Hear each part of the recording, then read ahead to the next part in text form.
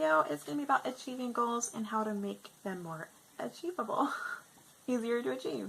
Alright, here we go. So I was thinking earlier about why is it so hard to achieve these goals I have set for myself. And it's because I focus so much on the end result, as many of you guys do.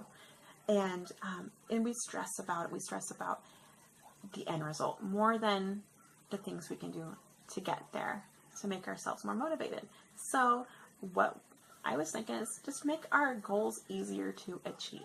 You know, break it down in little pieces. So basically, if you want to lose a certain amount of weight, don't think about the end result so much. Don't stress about losing those 30 pounds. Think about losing 2 pounds at a time. You know, if you start stressing about the end result, you're not going to get there. And if you do, it's going to take a long time and you're going to be stressed out, blood, sweat, and tears. You got it.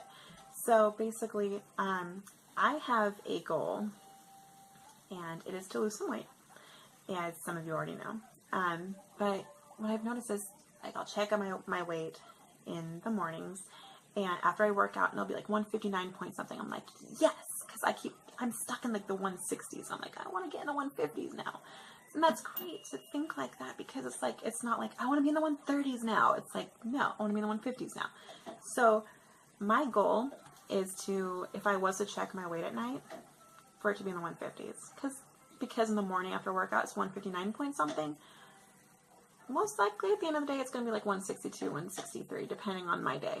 So my goal is to be in the 150s before I go to bed sometimes. Of course, don't check your scale every day or every night. That's just not healthy mentally and emotionally. But once a week, if you'd like. Once, twice a week if you want. Just not every day. So that is my goal, is to be in the 150s before bedtime when I check my scale. And so that's more achievable because it's not like me stressing about being in the 130s. Anyways, my other goal may sound way too easy for other people, but if you're like me and you have a problem with like not drinking soda, you'll understand. Alright, so my goal is for 2 days to not drink regular soda. I mean, I can drink diet soda. I know people are like, diet soda's not good for you either, but you know what? It's better than regular soda.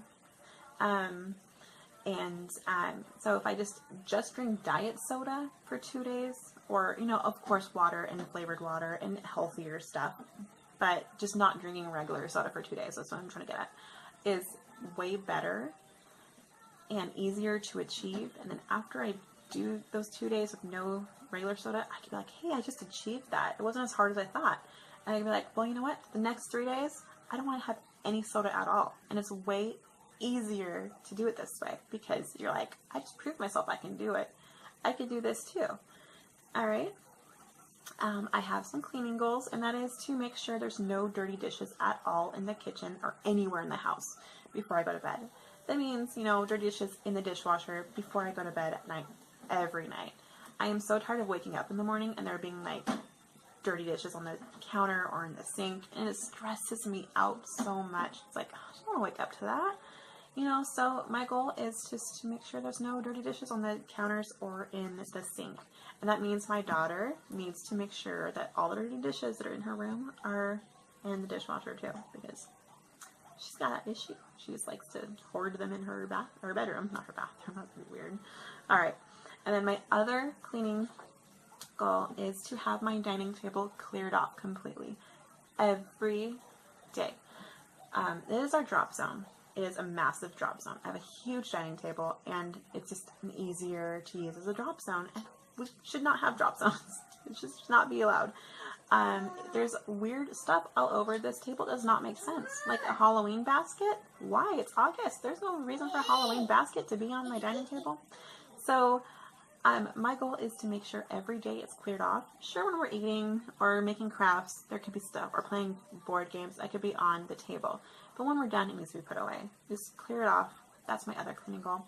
A family cleaning goal I have for us is to declutter at least 10 items every single day for the rest of this month and see how we do. And then next month we'll have a new challenge.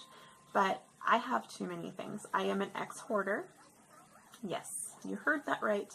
I had depression really bad before I met my husband. He helped turn that around for me, and I'm more thankful for that every single day. And having children definitely helped as well. But I've always had anxiety, and having those two really makes a huge burden on yourself. And it's easy to become a hoarder, especially if you were never taught how to get rid of things. Like, my mom is kind of a borderline hoarder as well, but she's not really a hoarder, she's more of a pack rat. But I am no longer a hoarder, but I do have the tendencies to keep things and not let go for stupidest reasons. And I'm working really hard mentally to get past that. And I think I'm doing all right. I just want to do better. So if I do 10 items a day at least to get rid of, then I think I will be able to get there easier and think, you know, if I was to see this item in the store, would I want to buy this again? If not, it's gone. So, so yeah, that is our cleaning goals. And then I have personal goals to make time for my children and for myself. So basically I stress about so much about getting things done that I don't get them done because I'm stressing about too much. Then it's like, ugh. But by doing that, I'm so stressed out and so like high strung that I don't take time to sit down on the floor and play with my kids' toys with them. Sure, I'm in my 30s. I don't really remember how to play with toys. I feel like a complete dork playing with the toys sometimes. But you know what? My kids love it. They love seeing their mom being a dork, and they love it. They just absolutely love it, and I love making them happy, of course, because I love them.